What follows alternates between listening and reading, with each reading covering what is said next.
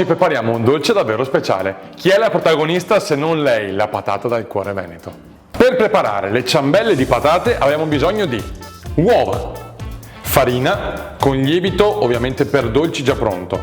Poi abbiamo latte di soia, zucchero e cannella in polvere ed ovviamente le nostre patate che adesso metteremo a bollire.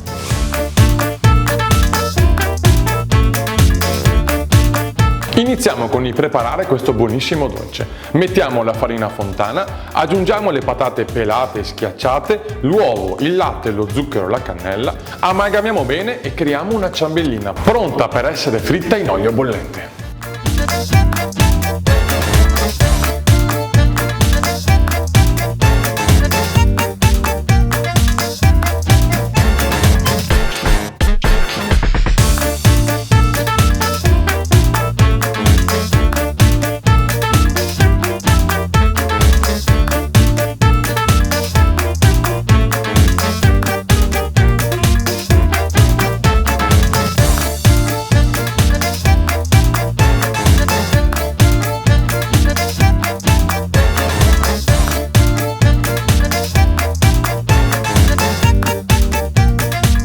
Una volta ottenuto un bel composto omogeneo, iniziamo a tirare con il mattarello il nostro composto e poi immergerlo in olio bollente per ottenere delle buonissime ciambelle.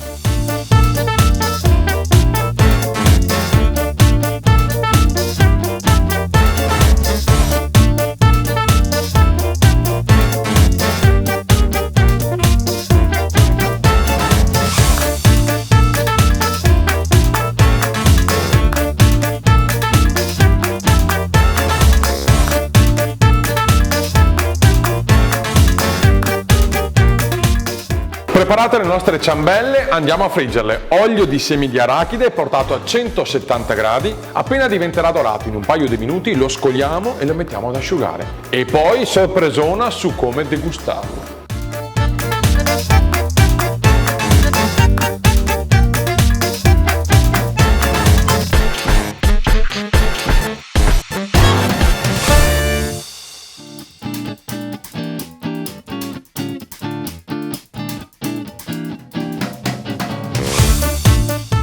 Ora andiamo ad impiattarle le nostre ciambelle. Le mettiamo al centro del piatto e decoriamo con panna montata e cioccolato sciolto. Una goduria!